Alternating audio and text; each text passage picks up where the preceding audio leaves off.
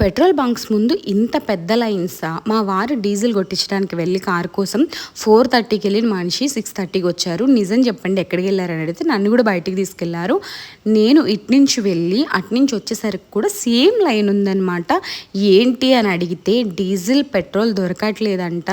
So and ఇంకో విషయం ఏంటంటే 2000 కన్నా ఎక్కువ కూడా కొట్టట్లేదంట. కార్కి మనీ ఇచ్చినా సరే అస్సలు దొరకట్లేదు అన్నారంట. నేను ఏంటి విషయం అని గూగుల్ చేసినప్పుడు ఒక్క రోజులో 300 to 400 millions of petrol and 400 to 500 millions of diesel మన ఇండియాలో సేల్ అయ్యిందంట.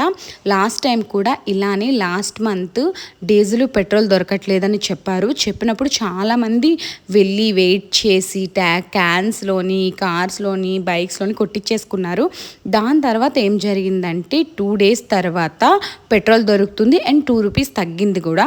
అలా ఈరోజు ఒక్కరోజు దాటినా రేపటికి 1 రూపీ తగ్గినా సరే ఈ ఆయిల్ మీద 700 మిలియన్స్ లాభం వచ్చినట్టు అవుతుంది.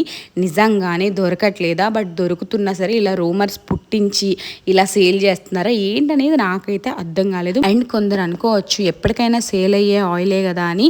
ఎప్పటికైనా సేల్ అయ్యేదానికి ఈ రోజే మొత్తం సేల్ అయ్యేదానికి చాలా డిఫరెన్స్ ఉంది.